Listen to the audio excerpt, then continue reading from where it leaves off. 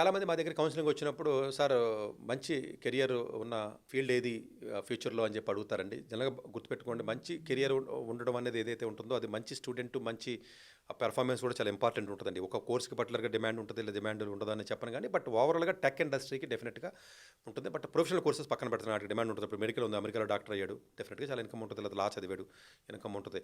So అట్లాంటి professional courses పక్కన పెట్టి మిగిలిన పర్స్పెక్టివ్లో మనం ప్రొఫెషనల్లో ఎవరికైతే టాలెంట్ ఉంటుందో వాళ్ళకు ఉంటుంది. అది టాప్ ప్రీమియర్ కాలేజీల్లో మంచి స్కిల్ సెట్ వచ్చి మంచి ఆపర్చునిటీస్ ఉన్నటువంటి డిగ్రీ చదివి ఉన్నటువంటి అవకాశాలు ఉంటాయి జనరల్గా.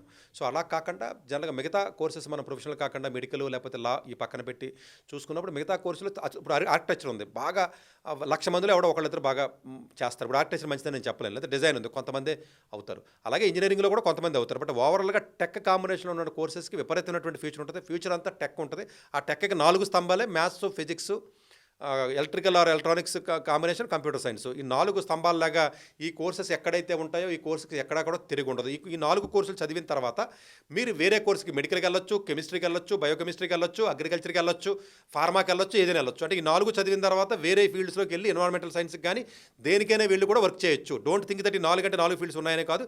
ఇది క్వాంటిటేటివ్ స్ట్రాంగ్ బేస్ని బిల్డ్ చేస్తుంది. మీకు మ్యాథమెటికల్ స్కిల్ సెట్ని, సైంటిఫిక్ స్కిల్ సెట్ని స్కిల్స్ క్రియేట్ చేసిన తర్వాత అప్పుడు మీరు బయటకు వచ్చిన తర్వాత మీరు కెమిస్ట్రీలో వెళ్తారా, లేకపోతే మెడికల్లో వెళ్తారా, లేకపోతే ఇంకో దానికి వెళ్తారా, దేనికి వెళ్ళైనా కూడా దాంట్లో వాళ్ళ గ్రో అనేది ఎక్కువగా ఉంటుంది. కాబట్టి అన్ని ఫీల్డ్స్లోనూ ఇండస్ట్రీస్ ఉంటాయి, అన్ని ఫీల్డ్స్లో ముందుకెళ్ళే అవకాశం ఉంటుంది. కాబట్టి డెఫినెట్గా ఇప్పుడు స్మార్ట్ మ్యానుఫ్యాక్చరింగ్ ఉంది, అందులో కూడా ఎలక్ట్రానిక్స్, కంప్యూటర్ సైన్స్ వెళ్తారు. మెకానిక్లో వెళ్ళడం కష్టం ఈ ఇండియన్ సిలబస్లో పక్కన పెడితే. ఇండియన్ కంటెస్ట్లో చెప్తున్నాను నేను, ఇక్కడ సిలబస్ అంతా దేనికి పనికిరాని old syllabus, worst syllabus. Even ఐఐటీస్లోని బిట్స్లో కూడా వరస్ట్ జాయిన్ అయిన పెద్ద కోరి కంపెనీలు చాలా చాలా తక్కువ వస్తాయి, 100కి 20 మంది 10 మందికి వస్తాయి, మిగతా వాళ్ళకి ఉండవు. అందు గురించి ఏంటంటే మీరు టెక్ కాంబినేషన్లో ఉన్నటువంటి కోర్సెస్కి మీరు బాగా చదవగలిగితే, ఎలా చెప్పాను కదా, సతీష్ గారు చెప్పారు కదా, కంప్యూటర్ సైన్స్కి పులోమని ఎక్కడో మల్లారెడ్డికో, లేకపోతే మోహన్ బాబుకో, లేకపోతే ఎస్ఆర్ఎంకో, లేదా జైన్కో, లేకపోతే ఏదో విఎన్ఆర్ఓ, లేకపోతే ఇంకోటి ఏదో కాలేజీ వెళ్ళిపోయి జాయిన్ అయిపోయి సార్ నేను మెకానికల్ చదివేశాను, నాకు ఎలక్ట్రికల్ చదివాను సార్ చెప్పారని అనొద్దు. కానీ సో మీరు నిజంగా నేర్చుకోగలిగితే, నిజంగా టెక్ని ఇప్పుడున్న ఆపర్చునిటీ అందిపుచ్చుకోగలిగినటువంటి స్కిల్ సెట్ ఉండి ఉన్నట్లయితే వీటికి ఉన్నటువంటి స్కోపు, ర్యాకెట్లు కొత్తగా వస్తున్నాయి మనకి.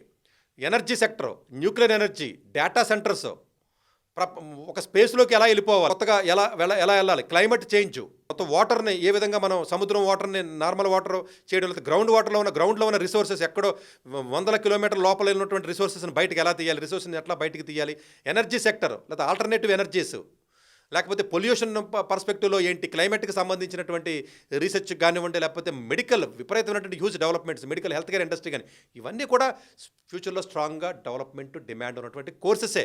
బట్ దానికి చదివి బేస్ కోర్సెస్ టెక్ కొంత కాంబినేషన్ ఉంటుందన్న విషయాన్ని మనం మర్చిపోవద్దు.